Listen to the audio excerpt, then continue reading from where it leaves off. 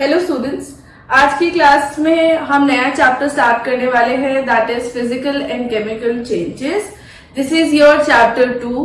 तो फिजिकल और chemical changes एक इम्पॉर्टेंट टॉपिक है कंसर्निंग कि ये उन चीजों से रिलेट करता है जो कि हमारी डे टू डे लाइफ में चेंजेस होते हैं। जैसे हम रादर अपने लाइफ में बहुत सारी चीजों को कन्वर्ट होते हुए देखते हैं एक चीज से दूसरे चीज में, तो हम ये क्लासिफाई कर पाए कि क्या वो चेंज एक फिजिकल चेंज है, क्या वो चेंज एक केमिकल चेंज है। That you can understand with this topic. Very important, because ये वाले जो फिजिकल एंड केमिकल चेंजेस है, ये चीजें आपके पास आती रहेंगी देखने के लिए कि क्या कोई केमिकल रिएक्शन हो रहा है या फिर सिर्फ कोई फिजिकल चेंज है। To understand the changing, the concept of change is much better, you need to understand this topic. तो इस टॉपिक में हमारे पास है फिजिकल और केमिकल चेंजेस क्या होते हैं और केमिकल रिएक्शंस क्या होते हैं। फिजिकल और केमिकल चेंजेस क्या होते हैं, उनके डिफरेंसेस क्या हैं, and some of their examples we are going to do today's class. तो आज की क्लास में हम फिजिकल और केमिकल चेंजेस क्या होते हैं, इनके डिफरेंसेस क्या होते हैं और इनसे रिलेटिंग कुछ एग्जाम्पल्स हम आज की क्लास में करने वाले हैं। केमिकल रिएक्शंस क्या होती हैं और उनके कुछ एग्जाम्पल्स हम करेंगे नेक्स्ट क्लास में। तो आज की क्लास में हम कर रहे हैं फिजिकल और केमिकल चेंजेस क्या होते हैं, व्हाट आर दीज, इनके कैरेक्टरिस्टिक्स मैंने लिख रखे हैं। ये जो इनके कैरेक्टरिस्टिक्स हैं, these are also the point of differences of physical and chemical changes. तो these are their point of differences as well as the characteristics of physical changes। यानी कि फिजिकल चेंज क्या क्या होता है उसके कैरेक्टरिस्टिक्स अगर आपको लिखने हैं तो ये उसके कैरेक्टरिस्टिक्स हैं। अगर आपको इन दोनों के डिफरेंसेस लिखने हैं तो ये दोनों साथ में जाएंगे। ठीक है, तो एक एक पॉइंट उठाते हैं और फिर उसे हम धीरे धीरे डिस्कस करते हैं। फिजिकल चेंजेस, फिजिकल आप समझ रहे हैं, फिजिकल मतलब कि जो भी आपके पास शेप, साइज, इन सब चीजों से कंसर्निंग अगर कोई चीज होती है तो वो उसकी फिजिकल प्रॉपर्टी होती है। बेसिकली कोई चीज दिखती कैसी है, लग कैसी रही है, वो उसकी फिजिकल प्रॉपर्टी होती है। फिजिकल मीन्स आप एक्चुअली में उसको देखते हैं, चीज आपको टच में कैसी फील हो रही है, स्मेल कैसी दे रही है, these are your physical properties. ठीक है, तो अगर फिजिकल चेंज देखेंगे तो हम इन्हीं चीजों में चेंज देखना चाह रहे हैं कि आपके पास स्मेल का चेंज वैसे केमिकल चेंज की वजह से आता है, बट होती एक फिजिकल प्रॉपर्टी है। तो आपके पास, क्योंकि हम इसे देख करके केमिकल कॉम्पोजिशन का पता नहीं लग पाता, फिजिकल प्रॉपर्टीज वो होती है जिन्हें हम जनरली देख करके जज कर पाए। ठीक है, तो जिन चीजों में आपके पास फिजिकल प्रॉपर्टीज में चेंज आ जाए, सिर्फ फिजिकली चेंज हो रहे हैं चीजें, तो वो हमारे पास फिजिकल चेंज कहलाएगा। सिंपल सी बात है, सिर्फ आपके पास देखने में कोई चीज अगर बदल रही है, उसका केमिकल कॉम्पोजिशन चेंज नहीं हो रहा है, तो वो हमारे पास फिजिकल चेंज कहलाएगा। अगर देखने में भी बदल रही है और केमिकल कॉम्पोजिशन भी चेंज हो रहा है तो वो केमिकल चेंज कहलाएगा। ठीक है, तो फिजिकल चेंज हमारे पास क्या होता है, किसी चीज के आपके पास शेप में फर्क आ जाए, इंटरमोलिकुलर फोर्सेस ऑफ अट्रैक्शन के बीच में फर्क आ जाए, तो वो होता है हमारे पास फिजिकल चेंज।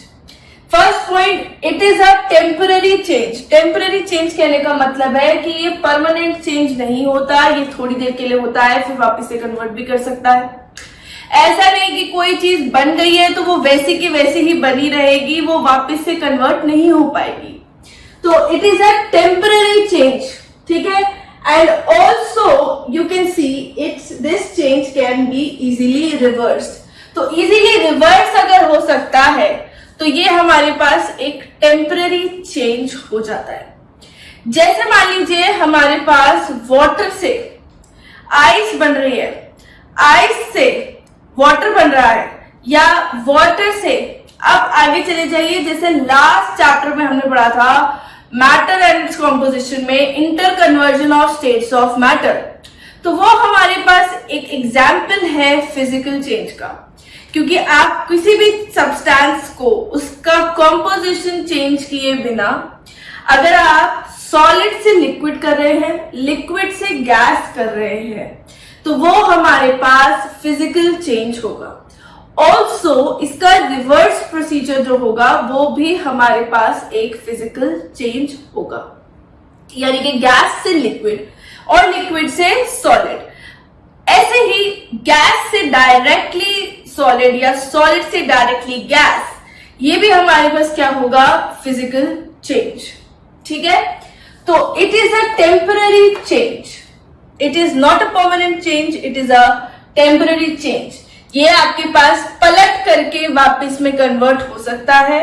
अगर किसी मान लीजिए सब्सटेंस को थोड़ा सा एनर्जी मिल गया है, वो किसी और स्टेट में कन्वर्ट हो गया और वो वापस से उतना एनर्जी लूज करके दूसरी चीज में वापस से कन्वर्ट बैक हो जाए, तो वो क्या होगा, temporary change and it is a reversible change. ठीक है, तो अब एग्जाम्पल में ये भी सोच सकते हैं, these are the conversion from one state to another state. तो हम इसके एग्जाम्पल्स में भी इसको थोड़ा और डिस्क्राइब करेंगे। Next point is there is a change in physical properties of the substance. जैसे मैंने स्टार्टिंग में बोला कि फिजिकल प्रॉपर्टीज में आपके पास चेंज आ जाए तो वो फिजिकल चेंज कहलाता है। यहाँ पे आपके पास फिजिकल प्रॉपर्टीज में चेंज आएगा। फिजिकल प्रॉपर्टीज में देखने में जैसे आपको फर्क पता चल जाएगा। सपोज जैसे मान लीजिए वाटर है, वाटर हमें देखने में लिक्विड गीला गीला सा लगता है, लेकिन अगर आइस होती है, आइस आपके पास थोड़ी सी हार्ड हो जाती है, देखने में वो पानी से अलग होती है। ऐसे ही वाटर वेपर है, अगर तो वाटर वेपर आपके पास किसी और तरीके से दिखता है और मॉइस्चर की फॉर्म में तो वो इतना कम होता है कि हमको पता भी नहीं चलता कि हमारे आसपास का मॉइस्चर कैसा है, लेकिन लिक्विड अगर रखा हुआ है तो वो हमको दिखाई दे जाएगा। तो there is a change in physical properties of the substance and not just about the water। कोई और भी चीज अगर है जिसमें आपके पास फिजिकल चेंज आ रहा है तो there will be change in the physical properties। Next है the composition of the substance does not change। composition आपके पास चेंज नहीं होगा, यानी कि जैसे अगर मान लीजिए मैंने H2O लिया है लिक्विड फॉर्म में, इसे मैंने कन्वर्ट किया H2O सॉलिड फॉर्म में, ये मेरे पास क्या है, वाटर, और ये मेरे पास क्या है, आइस। लेकिन कॉम्पोजिशन में दोनों में क्या रहा, यहां पे भी मेरे पास क्या है, दो हाइड्रोजन के atom attached with one oxygen atom, यानी कि यहां पे मेरे पास H2O है और यहां पे मेरे पास क्या है, यहां पे H2O मेरे पास क्या है, सॉलिड में, लेकिन स्टिल इसके अंदर भी वाटर में यही मॉलिक्यूल है और दूसरे में भी वाटर के अंदर यही मॉलिक्यूल है। So there is no change in the physical composition, तो there is no change in the chemical composition में चेंज नहीं आता, कॉम्पोजिशन में चेंज नहीं आता, मतलब जो भी नंबर ऑफ एटम्स है किसी चीज के उतने ही रहेंगे, किस चीज से बॉन्डेड है उतने ही रहेंगे। जिस भी चीज से बॉन्डेड है उतने ही रहेंगे। किसी मतलब आपके पास मान लीजिए जैसे ऑक्सीजन था, दो हाइड्रोजन से अटैच्ड, तो it was attached with two hydrogens at first and it was attached with two hydrogen at last when it was converted from one state to another state। ठीक है, so there is no change in the composition of the substance। Now next point is no new substance are produced। कोई भी नया substance हमारे पास produce नहीं होता है। जैसे मैंने कहा कि H2O है वो H2O ही रहेगा, कोई नया सब्सटेंस नहीं प्रोड्यूस होगा। So there will be no production of new substance, मतलब कि जो भी आपके पास कंपाउंड्स ओरिजिनली प्रेजेंट थे वही कंपाउंड्स आपके पास एट लास्ट प्रेजेंट है। जैसे हम मिक्सचर्स बनाते हैं, मिक्सचर्स होते हैं आपके पास एक से ज्यादा प्योर कंपाउंड्स या एलिमेंट्स, इनके मिक्सचर्स। तो इनमें क्या होता है, आपके पास चीजें आपस में मिक्स कर जाती हैं बट उनका केमिकल कॉम्पोजिशन चेंज नहीं होता है, चीजें आपस में मिक्स कर जाती हैं, वो एक दूसरे से रिएक्ट नहीं करती हैं। तो कोई भी नया सब्सटेंस इसमें नहीं बनता, तो there is basically no chemical reaction occurring, there is no new substance are produce, कोई भी नया सब्सटेंस प्रोड्यूस नहीं होता है। एक चीज से दूसरे फिजिकल चेंज में कन्वर्ट होते टाइम आपके पास जो कंपाउंड्स ओरिजिनली प्रेजेंट थे वो ही कंपाउंड्स आपके पास एट लास्ट प्रेजेंट होंगे। This will also be clear by the examples. Next we have this change can be easily reverse, जैसे हमने देखा it is a temporary change and it can be reversed from one state to another state. जब भी आप convert करते हैं तो आप एक स्टेट से दूसरे स्टेट में ही ले जा रहे हैं, पर आप वापस से उस प्रोसीजर को रिवर्स कर सकते हैं। आपके पास एक स्टेट से कोई भी चीज, नॉट जस्ट स्टेट, अगर मान लीजिए कोई मिक्सचर बनाया है तो किसी भी मिक्सचर को आप फिजिकल प्रोसीजर से अलग कर सकते हैं। यू कैन डिफरेंशिएट और separate these from one composition, from one mixture state, और इनको सेपरेट कर सकते हैं इसके कंपोनेंट्स को। ठीक है, next point is there is no change in mass. मान लीजिए मैंने अगर 1 लीटर सब्सटेंस लिया है कोई भी लिक्विड और उसको कन्वर्ट कर दिया वेपर स्टेट में, तो वो 1 लीटर ही रहेगा। ठीक है, मान लीजिए मेरे पास 1 लीटर पानी था, 1 लीटर पानी को मैंने बॉईल किया और फटाफट से 1 लीटर पानी को मैंने स्टीम में कन्वर्ट कर दिया, तो स्टीम का भी मास मेरे पास 1 लीटर ही होगा। अब ये अलग बात है कि जो स्टीम के मॉलिक्यूल्स हैं वो हमारे पास ज्यादा स्पेस ऑक्यूपाई करेंगे, यानी कि पार्टिकल्स एक दूसरे से बहुत दूर दूर हो जाएंगे, तो ऑब्वियसली वो आपके पास ज्यादा वॉल्यूम ऑक्यूपाई कर रहे हैं। अब जब वो ज्यादा वॉल्यूम ऑक्यूपाई कर रहे हैं तो इट मे लुक लाइक कि वो आपके पास ज्यादा वॉल्यूम में है, लेकिन नहीं। अगर हम उतने ही पार्टिकल्स का अगर वॉल्यूम लेंगे that will be 1 litre only. Container का वॉल्यूम ज्यादा ऑक्यूपाई कर सकते हैं, पर अगर हम पार्टिकल्स को देखें, हमने 1 लीटर पानी लिया है तो 1 लीटर ही आपके पास गैस रहेगी, स्टीम रहेगी। ठीक है, so there is no change in mass. जितना भी आपने इनिशियली सब्सटेंस लिया है फाइनली भी उतना ही सब्सटेंस आपके पास रहेगा। और मास में अगर आप जनरली देखें, मान लीजिए 1 किलोग्राम आइस ली है तो 1 kg ऑफ वाटर बनेगा, like that. So next we have some examples of this physical change. तो let's look over some examples of the physical change. Dissolution of sugar in water, sugar का पानी में घुल जाना। सी sugar होता है हमारे पास C6H12O6, इट इज ग्लूकोज। ठीक है, अगर आप इसे पानी में घोल दे रहे हैं तो ये केमिकली रिएक्ट नहीं करते। शुगर आपके पास पानी के अंदर घुल जाएगी मतलब मिक्स हो जाएगी, तो the sugar will get dissolved in the water but it will not form any chemical bonds with the water.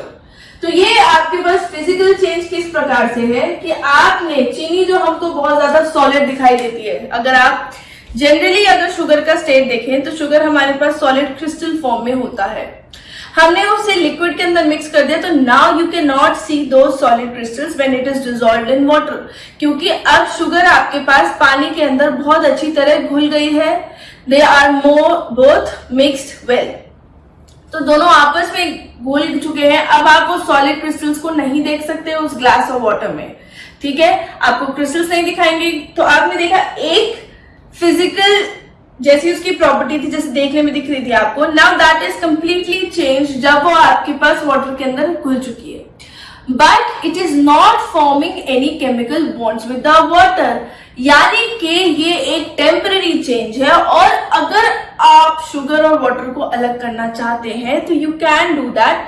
ये प्रोसीजर आपके पास एक रिवर्सिबल प्रोसीजर है, यानी कि आप शुगर और वाटर को अलग कर सकते हैं। Once you dissolve the sugar in the water you can extract that sugar from water again by some physical procedure. Now that physical procedure can be evaporation or can be crystallization. तो आप evaporation कर सकते हैं या crystallization कर सकते हैं। This you must have learned in class 7th also. तो evaporation में क्या होगा, हम इसी पानी को थोड़ा गर्म करेंगे, पानी आपके पास evaporate हो जाएगा and you will be left with sugar. Now that sugar can be in the form of crystals, or that crystals की form से ज्यादा rather it will be in the form of some paste. वो आपके पास क्योंकि melt हो चुकी है sugar, जब गर्म हो गई, घुल गई, गर्म हो गई, तो घुल गए गर्म होने के बाद वो पेस्ट की फॉर्म में ज्यादा आएगी, लिक्विडी पेस्ट जैसा बनेगा शुगर का. तो आप क्रिस्टलाइजेशन भी कर सकते हैं. क्रिस्टलाइजेशन कैसे कर सकते हैं? आप इसी पानी को थोड़ा सा और गर्म करके इसमें थोड़ी सी शुगर डाल दीजिए, फिर इसको ठंडा होने रख दीजिए सीडिंग करके. तो इसको अगर आप ठंडा होने रख देंगे तो आपके पास, क्योंकि जो शुगर है वो आपने ज्यादा डिसॉल्व कर दी थी, अब ठंडे टेम्परेचर पे उसकी सॉल्युबिलिटी कम हो जाएगी, शुगर आपके पास क्रिस्टल बना लेगी और आप उसे फिल्टर कर सकते हैं. आपके पास छोटे छोटे छोटे शुगर के क्रिस्टल्स बन जाएंगे. तो इवेपोरेशन में हम क्या कर सकते हैं? वी कैन हम इसमें हीटिंग करेंगे, और क्रिस्टलाइजेशन में हम इसे बहुत ठंडे टेम्परेचर तक कूल करते हैं. दोनों में ये डिफरेंस है. क्रिस्टलाइजेशन में अच्छे क्रिस्टल्स बनते हैं, इवेपोरेशन में आपके पास बहुत ही लिक्विड पेस्ट टाइप रह जाएगा शुगर का. आपने कभी मिठाइयां बनाते टाइम में अगर कभी देखा हो कि हम जैसे चीनी की चाशनी वगैरह बनाते हैं, whenever you make that caramel, तो उसे जब आप पूरा ठंडा कर देते हैं, मिठाई को ठंडा कर देते हैं, and after some time when you see it, तो उसके ऊपर शुगर के पार्टिकल्स इकट्ठे होने स्टार्ट हो जाते हैं, मिठाई आपके पास व्हाइट व्हाइट होगी स्टार्ट हो जाती है. When it is cooled down, not at high temperatures, when it is cooled down, उसके ऊपर आपको व्हाइट व्हाइट कलर का पाउडरिश सा दिखाई देने लग जाता है, and that is only sugar. वो शुगर ही है, बस वो ठंडी हो चुकी है तो वो वाटर से थोड़ी सेपरेट आउट हो चुकी है. ठीक है. So dissolution of sugar in water, that is an example of physical change. ठीक है. दूसरा होता है हमारे पास मैग्नेटाइजेशन ऑफ आयरन. अगर आपने आयरन को कभी मैग्नेट से टच किया तो आप देखेंगे दोनों के बीच में बहुत ज्यादा स्ट्रॉन्ग फोर्सेस ऑफ अट्रैक्शन हो जाती हैं, दोनों चिपक जाते हैं, but there is no chemical bonding. आप दोनों को अलग कर सकते हैं, दोनों को बिल्कुल सेपरेट आउट कर सकते हैं, थोड़ा सा ज्यादा फोर्स लगा के आप दोनों को अलग कर सकते हैं, कोई केमिकल बॉन्ड उनके बीच में नहीं बने हैं. तो magnetization is basically a physical procedure, physical process, जिसमें आपके पास one magnetic thing gets attracted with the other magnetic object. ठीक है. Next you have freezing of water. See, freezing of water हमने थोड़ा बहुत अभी डिस्कस किया ही था. तो फ्रीजिंग ऑफ वाटर होता है हमारे पास जब वाटर आपके पास वन स्टेट से, यानी कि लिक्विड स्टेट से, फ्रीजिंग की बात कर रहे हैं, लिक्विड स्टेट से when it gets converted into the solid state, when it gets converted into the solid state, the water is undergoing a physical process. उसके अंदर एक फिजिकल प्रोसेस हो रहा है. फिजिकल प्रोसेस क्या? पहले उसके बीच में इंटरमोलिकुलर फोर्सेस उतने ज्यादा स्ट्रॉन्ग नहीं थे जब वो लिक्विड स्टेट में था, पर जब वो सॉलिड स्टेट में कन्वर्ट होगा, यानी कि फ्रीजिंग के टाइम उसके इंटरमोलिकुलर स्पेसेस कम हो जाएंगे, फोर्सेस ऑफ अट्रैक्शन आपके पास ज्यादा हो जाएंगे, और आपके पास फिजिकल प्रॉपर्टी में चेंज आ जाएगा. But the H2O which was here will remain H2O only जब इधर आएगा. बेसिकली क्या है? एनर्जी लूज करी है, तो टेम्परेचर मतलब हमने कम किया है, टेम्परेचर कम हुआ है, काइनेटिक एनर्जी लूज करी है, पार्टिकल्स मोशन के बजाय they are coming towards each other, और वो रेस्ट के पोजिशन में आ जाते हैं. तो जब वो रेस्ट के पोजिशन में आ जाते हैं, दे बिकम सॉलिड पार्टिकल्स, और आपके पास रहता है freezing of water. Then you have some other examples, that is melting of wax. Melting of wax जैसे हम कैंडल वगैरह में ऑब्जर्व करते हैं कि आपके पास वैक्स मेल्ट होती है, तो that melting of wax is a physical change.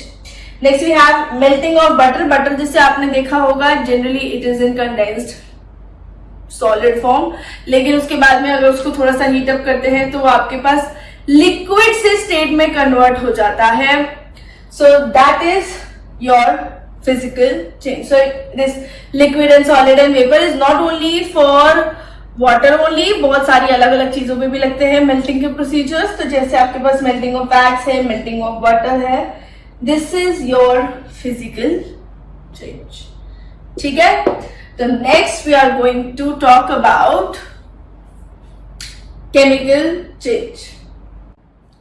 तो केमिकल चेंज के बारे में हम बात स्टार्ट कर रहे हैं। Chemical change is a permanent change. Permanent change मतलब अगर आपके पास कोई भी चीज में केमिकल चेंज हो चुका है, अगर उसका कॉम्पोजिशन चेंज हो चुका है, तो it can not be reversed by any physical method. जब भी हम कहें परमानेंट चेंज, तो यानी कि हम फिजिकल मेथड से उसको वापस से नहीं ला सकते। इस चीज का हमारा रेफरेंस है। ऐसा नहीं है कि कोई केमिकल रिएक्शन होकर के भी वो वापस नहीं हो सकता। हो सकता है कोई और फर्दर आपने केमिकल रिएक्शन कर दी तो जो सब्सटेंस था वो दोबारा से फॉर्म हो गया। But whenever we say a change is a temporary change or a permanent change, we are not talking about chemical reactions, we are referring only to physical methods. Physical method जैसे यहाँ पे हमने evaporation बोला या crystallization बोला, वो हमारे पास physical methods थे। तो हमने उन methods की बात करी है, हम ना की बात कर रहे हैं आपके पास इन चीजों की जैसे कोई केमिकल रिएक्शन हो रहा हो। ठीक है, तो chemical change is a permanent change, यानी कि आपके पास कोई भी केमिकल चेंज अगर हो गया तो वो परमानेंट चेंज है। It can not be reversed by any physical procedure. ठीक है, next you have their is change in chemical properties of the substance. Chemical properties होती हैं हमारे पास, जैसे मैंने फिजिकल प्रॉपर्टीज कहा कि आपके पास shape, colour, size, this that में चेंज आएगा। तो केमिकल प्रॉपर्टीज चेंज होती हैं तब जब किसी चीज का कॉम्पोजिशन चेंज हो चुका है।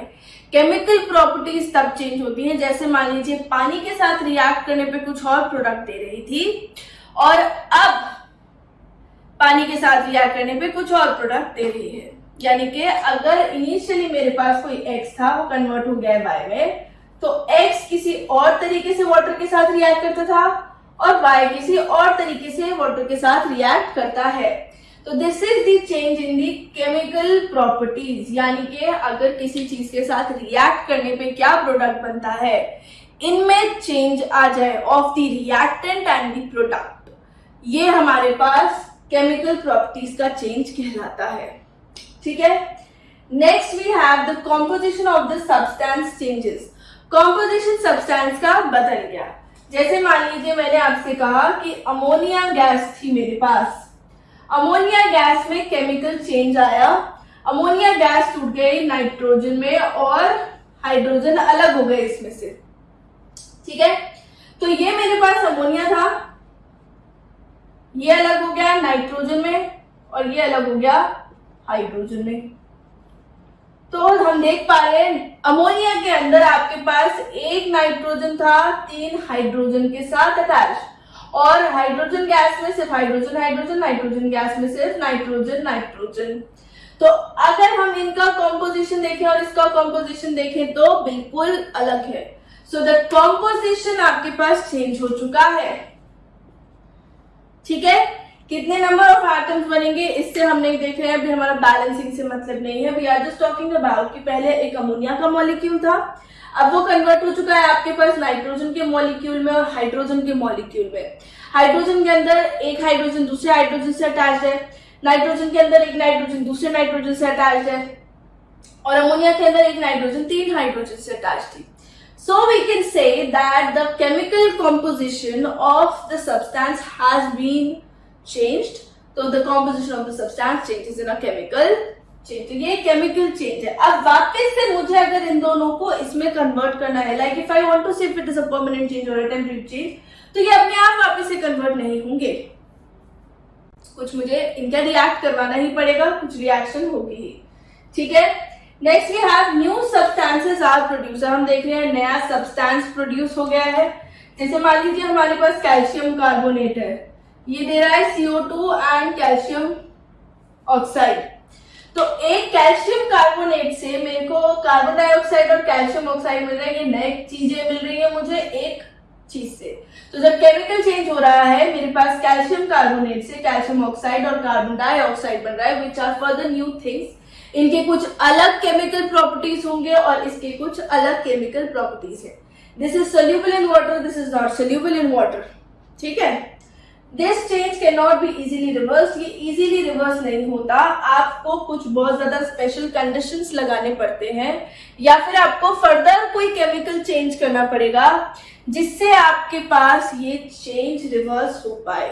So you will either have to make the conditions so much appropriate, or you will have to do a chemical reaction further for the change to be reversed. So these changes are not reversed easily. ये आसानी से reverse नहीं होते हैं. This change cannot be easily reversed. Next we have there is change in mass of the substance. कि जैसे calcium carbonate का पूरे का उतना मास था जितना अब इस कार्बन डाइऑक्साइड और कैल्शियम ऑक्साइड का मिला करके होगा, तो इसका मास इसके मास से अलग होगा, इसका मास इसके मास से अलग होगा. तो इनके मासेस में क्या आ गया? Change compare to the quantity और the substance we started with. But जितना इसका होगा उतना मिला करके इसका तो होगा ही होगा, because we have law of conservation. तो total mass will be conserve, but इनका मास इसके मास से अलग होगा, इसका मास इसके मास से अलग होगा for the quantity we started initially with. So there is change in mass of the substance. So this is your chemical change. बिल्कुल इसका quite opposite होता है. अगर आपको point of differences लिखने हैं तो यही इस तरीके से लिख दीजिएगा. If you only had to write chemical characteristics of chemical change तो आप ये वाले points लिखेंगे. If you only have to write the characteristics of physical change तो आप ये वाले points लिखेंगे. Now we are doing some examples of chemical change. The first example is burning of paper. Paper जब आपके पास बर्न करता है, सी जब पेपर हमारे पास बर्न करता है, हमारे पास सेल्यूलोज होता है पेपर के अंदर, तो जब पेपर हमारे पास बर्न करता है तो वो एशेस में कन्वर्ट हो जाता है. तो उसके फिजिकल देखने में तो चेंज आ रहा है, बट दैट फिजिकल चेंज जो देखने में फिजिकल प्रॉपर्टी में चेंज आ रहा है, that is due to the change in the chemical composition. अब वो जल चुका है, उसका सारा का सारा जो भी कॉम्पोजिशन था, कंपाउंड था सेल्यूलोज का, वो पूरा कन्वर्ट हो चुका है कार्बन डाइऑक्साइड, कार्बन मोनोऑक्साइड, इन सब चीजों में. So this burning of paper is a chemical change. Next you have rusting of iron. Iron के ऊपर जंग लग जाना, रस्ट लग जाना. रस्ट तब लगती है जब आपके पास ये आयरन रिएक्ट करता है ऑक्सीजन के साथ और जो मॉइस्चर होता है उसके साथ, यानी कि बारिश के पानी के साथ भी कर सकता है. तो जब आपके पास आयरन ऑक्सीजन के साथ रिएक्ट करता है या वाटर के साथ रिएक्ट करता है, दोनों के साथ करना चाहिए, किसी एक की नहीं, दोनों के साथ. सिर्फ इसके साथ करेगा तो भी रस्ट नहीं बनाएगा, सिर्फ इसके साथ करेगा तो भी रस्ट नहीं बनाएगा. दोनों का प्रेजेंस बहुत जरूरी है आयरन का रस्टिंग के लिए. तो ये बना देता है Fe2O3 डॉट XH2O. ठीक है, तो this is your rust, Fe2O3 dot XH2O. This is rust. और ये जो रस्ट होती है ये पाउडर फॉर्म में होती है, और ये क्या करती है? ये आयरन को खराब कर देती है. आयरन की हमारे पास बहुत ज्यादा यूजेस है, एक बहुत ज्यादा इंपॉर्टेंस है. जैसे हम बहुत सारे बिल्डिंग स्ट्रक्चर्स इन सब में देखते हैं आयरन के पिलर्स होते हैं, तो आयरन एक बहुत ज्यादा इंपॉर्टेंट एलिमेंट है हमारे पास. शिप्स वगैरह में भी आयरन होता है. लेकिन क्या होता है, एटमॉस्फेयर के ऑक्सीजन और मॉइस्चर के साथ रिएक्ट करके ये रस्ट बना देता है. This rust is very harmful क्योंकि ये एक बहुत स्ट्रॉन्ग मेटल आयरन को बहुत पाउडर्ड फॉर्म में कन्वर्ट कर देती है, तो उसकी स्टेबिलिटी कम हो जाती है, स्ट्रक्चर बिल्कुल चेंज होगा. एक वो कहाँ सॉलिड था और एक वो कहाँ पाउडर्ड है, तो उसका चीजों को वेट उठाने का भी सब खत्म हो जाता है. ठीक है, इसीलिए हम रस्ट को प्रिवेंट करने के लिए बहुत सारे मेथड्स यूज करते हैं. We do anodizing, we do galvanization, we do electroplating and what not, oiling, painting, this that. ठीक है, तो ये सब हम इसको आयरन को प्रोटेक्ट करने के लिए करते हैं ताकि एटमॉस्फेरिक ऑक्सीजन के साथ और मॉइस्चर के साथ रिएक्ट नहीं करे. इसके ऊपर किसी चीज की लेयर लगा देंगे. So this is your rusting of iron. It is a chemical process. Next is your ripening of fruits. Ripening of fruits होता है फ्रूट का पक जाना, और वो पक जाता है जब एक कच्चा फ्रूट होता है, एक पक्का फ्रूट होता है, दोनों में बहुत डिफरेंसेस होते हैं आपके पास. तो ये हमारे पास केमिकल चेंजेस होते हैं बिकॉज केमिकल कॉम्पोजिशन चेंज हो जाता है. कच्चे फ्रूट्स हमसे नहीं खाए जाते comparatively, they are not that good tasting, लेकिन पक्का fruit we like. Next is rancidity of butter. Rancidity होता है किसी भी फैटी एसिड या फिर जैसे ये बटर वगैरह वाली चीजें हैं, इनमें अगर आपका स्लो ऑक्सीडेशन हो जाता है, when you have oxidation of these substances ताकि इनका अपना configuration और composition change हो जाए, इनमें से smell आने लग जाए, that foul smelling, that is your rancidity. आप चिप्स वगैरह में देखते होंगे, आपने पैकेट खोला रख दिया है, 2-4 दिन बाद खा रहे हैं तो उनका टेस्ट थोड़ा अलग सा हो जाता है, थोड़े स्टेल टेस्ट के हो जाते हैं, स्मेल सी आने लगती है. That foul smelling is due to the reaction of those fatty acids or the butter present in those chips with the atmospheric oxygen. इसीलिए चिप्स वगैरह आपके पास प्रेजर्वेटिव्स के साथ में आते हैं, कोई भी और चीज है वो प्रेजर्वेटिव्स के साथ में आती है, क्योंकि एटमॉस्फेरिक ऑक्सीजन चीजों के साथ केमिकली रिएक्ट करके उनका नेचर थोड़ा सा खराब कर देती है, उनकी फाउल स्मेलिंग करती है, टेस्ट बैड करते हैं, and they are not good either. ठीक है, तो चिप्स वगैरह को तो हम पैक करते हैं इनर्ट गैस में, जैसे नाइट्रोजन है, नाइट्रोजन ऑक्सीजन के साथ रिएक्ट इतनी इजीली नहीं करती है, ना ही और चीजों के साथ इतना इजीली वो रिएक्ट करती है. ऐसे ही कोई भी आपके पास फ्रोजन फूड्स वगैरह आते हैं, कोई भी चीज आती है, they are stored at low temperatures so that there is less reaction, और या फिर उनमें क्या पड़े होते हैं, preservatives. So this is your physical change and chemical change. Now let's just talk about the melting of wax वाले पे एक बार हम फिर से बात कर लेते हैं. जो melting of wax मैंने बोला है आपके पास ये physical change होता है, but burning of candle is a chemical change. तो अगर आपके पास कभी आए कि what are the changes in burning of candle, you'll have to write like both changes. It has physical change and it has chemical change as well. Physical change is the melting of the wax and the chemical change is the burning of the wick. जो उसमें वो धागा सा होता है जिसपे आग लग रही होती है, वहां पे आपके पास केमिकल चेंज होता है, वहां पे प्रोडक्शन ऑफ कार्बन डाइऑक्साइड हो रहा है, वाटर वेपर बन रहा है, जिसकी वजह से आपके पास आपको फ्लेम दिखाई देती है. तो जो थ्रेड है, when it is burning it is a chemical change, and when you have melting of wax it is a physical change. So burning of candle overall it is a chemical change and a physical change as well. ठीक है, तो next class में हम discuss करेंगे chemical reactions के बारे में कि वो क्या होती हैं, कैसे रिप्रेजेंट करते हैं, और what are the conditions required for chemical reaction. So this all we will do in our next class.